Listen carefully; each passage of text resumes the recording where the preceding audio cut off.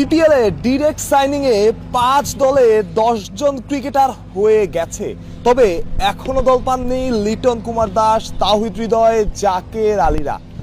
প্রতিবারের মতো players draft না, বিপিএল হবে এবার নিলামে, অর্থাৎ পুরনো সেই নিলাম পদ্ধতিতে ফিরে যাচ্ছে বাংলাদেশ প্রিমিয়ার লিগ, যেটা হয় আইপিএল এ, যেটা দেখা উপভোগ্য এবং সমর্থকদের অনেক দিনের চাওয়া ছিল।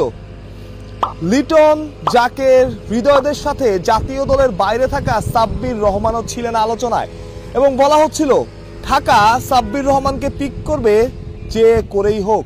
তবে নিয়ম, প্রতি দলে ডিরেক্ট ক্রিকেটার 2 জন নেওয়া যাবে লোকাল এবং 2 জন ক্রিকেটার ঢাকা। সাইফ হাসান এবং তাসকিন আহমেদকে অলরেডি নিয়েছে, তাই চাইলেও সাব্বির রহমানকে ঢাকা নিতে পারছে না, অর্থাৎ সাব্বিরকে নিলামেই উঠতে হচ্ছে। এবং অন্য দলগুলো যেহেতু তাদের কোটার প্লেয়ার 2 জন করে নিয়ে ফেলেছে, সেহেতু তাদেরও সেটা নেওয়া বা সাব্বিরকে তাদের দলে ভেড়ানো সম্ভব না। তবে নিলাম থেকে যত যাই হোক, যেহেতু নিলাম পদ্ধতি থেকে ড্রাফট থাকছে না, ড্রাফট একটা লটারির মতো ছিল, লটারি যদি আগে আসতো প্লেয়াররা আগে চাইতো, যেহেতু ড্রাফট সবারই সুযোগ থাকছে তাদের পছন্দের ক্রিকেটার নেওয়ার, সেক্ষেত্রে যত দামি উঠুক, যত টাকাই খরচ হোক, সাব্বিরকে নিতে চাইবে ঢাকা এবং সাব্বিরকে নেওয়ার সর্বোচ্চ চেষ্টা করবে ঢাকা। কিন্তু এখানেও কথা আছে, কারণ আপনি চাইলেই কোটি টাকা দিয়ে 1 কোটি, 1.5 কোটি, 2 কোটি টাকা দিয়ে ক্রিকেটার কিনতে পারবেন না, কারণ আপনার একটা লিমিটেশন আছে। সর্বোচ্চ 4.5 কোটি টাকা দেশীয় ক্রিকেটারদের ক্ষেত্রে খরচ করা যাবে এবং আপনাকে সর্বনিম্ন 13 জন লোকাল ক্রিকেটার সাইন করানো লাগবে। এখন সাব্বিরের জন্য যদি ঢাকার পাশাপাশি অন্য ফ্র্যাঞ্চাইজিরও, যেমন সাব্বির রাজশাহীর ছেলে, রাজশাহীরও যদি ওই রকম আগ্রহ থাকে, ওই রকম ইচ্ছা থাকে সাব্বিরকে দলে ভেড়ানো, তারাও যদি দাম হাঁকাতে থাকে, সেক্ষেত্রে ব্যাপারটা কঠিন হতে পারে ঢাকার জন্য। কারণ আপনি যদি একটা প্লেয়ার 1 কোটি টাকা দিয়ে কেনেন, তাহলে আপনার 4.5 কোটি টাকা থেকে বাকি থাকলো 3.5 কোটি টাকা।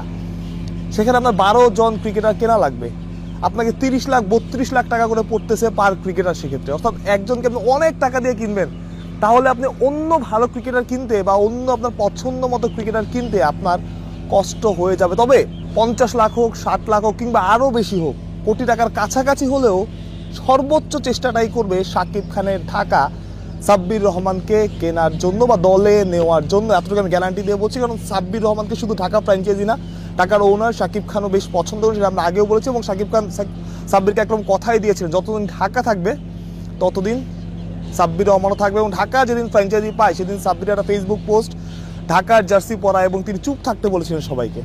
তিনি একটা ইঙ্গিত দিয়েছিলেন যে ঢাকা ফ্র্যাঞ্চাইজি, ঢাকা ক্যাপিটালস ফ্র্যাঞ্চাইজিটা পাচ্ছে।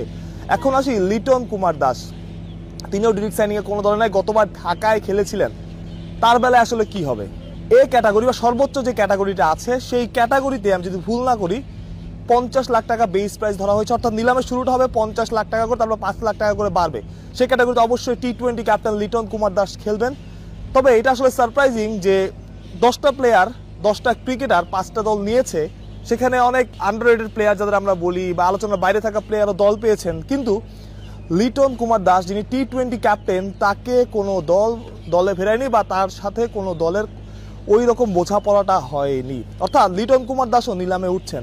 সাথে মুশফিকুর রহিম আছেন, মাহমুদুল্লাহ রিয়াদ যদি খেলেন, তার মতো অভিজ্ঞ ক্যাম্পেইনার আছেন, তাদেরও নিলামে উঠতে হবে এবং স্বভাবতই সবাই এ বা বি ক্যাটাগরিতেই থাকবেন। এই ক্যাটাগরি যেটা শুনছিলেন যে এই ক্যাটাগরি নিলামটা শুরু হবে 50 লাখ থেকে এবং সর্বনিম্ন 13 জন ক্রিকেটার প্রতিটা ফ্র্যাঞ্চাইজি, অর্থাৎ 5টা ফ্র্যাঞ্চাইজির 5 এবং 65 জন ক্রিকেটার এর কিন্তু লোকাল ক্রিকেটারের খেলাটা কিন্তু নিশ্চিতই। সেক্ষেত্রে তাওহিদ হৃদয়, জাকের আলী অনিক, শামীম পাটোয়ারি, তাদেরও কিন্তু নিলামে উঠতে হচ্ছে এবং তারা কোন ক্যাটাগরিতে আছে সেটা তো আমরা 2-3 দিনের মধ্যে জেনে যাব।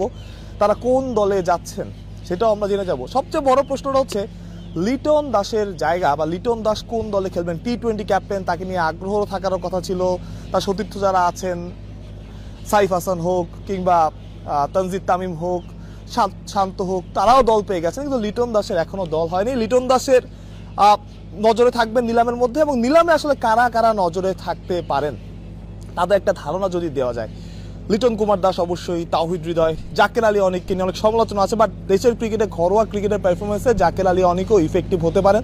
তিনিও আশা করা যায় যে ফ্র্যাঞ্চাইজিগুলো নজরে থাকবেন এবং ফ্র্যাঞ্চাইজিগুলো তাকেও চাবে হয়তো, বা তাওহিদ হৃদয় আছেন এবং অন্য যারা জাতীয় দলের দল পাননি তারাও কিন্তু আছেন, নাহিদ রানা থেকে শুরু করে যারা ডিরেক্ট সাইনিংয়ে দল পাননি তারাও কিন্তু এই ড্রাফটের নজরে থাকবেন। এবং সব মিলিয়ে যেটা বলা হচ্ছে ধরা হচ্ছে যদি সব ক্রিকেটে নিয়ে নেওয়া হয় আগে থেকে ডিরেক্ট সাইডে, তাহলে ড্রাফট আর জমজমাট হবে না বা নিলামটা জমজমাট হবে না, সেটা নিয়ে একটা শঙ্কা ছিল। তবে এতটুকু গ্যারান্টি দেওয়া যায় নিলামটা জমজমাট হতে যাচ্ছে, যেহেতু সেখানে লিটন দাস আছেন, নাইট রানার মতো ক্রিকেটার আছেন, তাওহিদ হৃদয় আছেন, জাকের আলী অনেক আছেন এবং অনেক দেশি লোকাল ট্যালেন্ট ক্রিকেটার আছেন এবং আশা করছি যে দেশের বাইরে থেকেও কিছু ক্রিকেটার নিলামে থাকবেন, যেটা আসলে নিলামটাকে একটু আকর্ষণীয় করে তুলবে। এবং আপনার যদি প্রথম আসরগুলোর কথা মনে থাকে বিপিএল নিলাম, আমরা আগ্রহ নিয়ে টিভি পর্দার সামনে বসে থাকতাম যে কার দাম কত উঠলো, এবং আইপিএলে যেটা হয় বড় বড় ফ্র্যাঞ্চাইজি লিগগুলোতে যেটা হয় আমরা যে আগ্রহ নিয়ে বসে থাকি যে কার দাম কত উঠলো, কে কত টাকায় বিক্রি হলো, সেটা নিয়ে আমরা তো এবার আগ্রহ থাকবো। হয়তো বা লিটন দাসের দাম কোটির কাছাকাছি ছাড়াতে পারে, কিন্তু যেটা বলছিলাম যে চাইলেই আপনি 1 কোটি 1.5 কোটি 2 কোটি টাকা দিয়ে ক্রিকেটার কিনতে পারবেন না। সেক্ষেত্রে আপনার লক্ষ্য রাখতে হবে যে আপনার সর্বোচ্চ যে টাকাটা আপনি খরচ করতে পারবেন 4.5 কোটি। আমি আবারও এই কথাটা বলছি, আপনি 1 কোটি টাকা একটা প্লেয়ার কিনেন বা 1.5 কোটি টাকা, সেটা হচ্ছে আমার বোকামি, কারণ আপনার 13 জন ক্রিকেটার কেনা লাগতেছে। সেক্ষেত্রে আপনার প্রতি ক্রিকেটার প্রতি বাকি ক্রিকেটারদের 25 লাখ 30 লাখ টাকা করে খরচ করতে পারবেন। আপনি চাইলেও ভালো ক্রিকেটার বা বড় ক্রিকেটার কিনতে পারবেন না। সর্বোচ্চ বেস প্রাইস হচ্ছে 50 লাখ টাকা এবং সর্বনিম্ন যে ক্যাটাগরি আছে সবার শেষের ক্যাটাগরি, সেই ক্যাটাগরি বেস প্রাইস 11 লাখ টাকা, সেটা কম করে পারবেন। 50 লাখ বেস প্রাইসের আছে তাদের প্রতি ডাকে 5 লাখ টাকা করে দাম বাড়বে। যেটা বলছিলাম, নজর থাকবে লিটন দাসের ওপর এবং অবশ্যই সাব্বির রহমানের ওপর, যেহেতু সাব্বির রহমান আসলে আলোচনায় ছিলেন টুর্নামেন্টের আগে থেকে, ঢাকা ক্যাপিটালসের সাথে তার একটা সম্পর্কও আছে। এতটুকু বলতে সাব্বির ভক্তদের জন্য যে যত কিছুই হোক সাব্বিরকে দলে ফেরাতে চাইবে ঢাকা ক্যাপিটালস। বিদেশি ক্রিকেটার আরও অনেকের সাথে কথা বলছে, অনেক গুঞ্জন আমরা শুনছি, অনেক কথা আমরা শুনছি, অনেকের সাথে আমাদের ক্রিকেটারদের কথা হচ্ছে। রংপুর নিশ্চিত করেই অনেক বড় বড় নাম তারা দলে ভিড়িয়েছে। ঢাকা চেষ্টা করছে বড় বড় নামের সাথে কথা বলতে। গতবার আমরা কিছু বড় নাম দেখেছি, ঢাকার পারফরমেন্স তেমনটা হয়নি, তো এবার চাইবে ঢাকা ভালো মানের ক্রিকেটার দলে আনতে, ভালো মানের ক্রিকেটার খেলাতে। রাজশাহী চেষ্টা করছে, কয়েকটা নাম আমরা শুনতে পেরেছি। চট্টগ্রামের বেলা এখন আমরা অত বড় কিছু শুনি, তারপর আমরা শুনছি যে এই ক্রিকেটার আসছেন, ওই ক্রিকেটার আসছেন।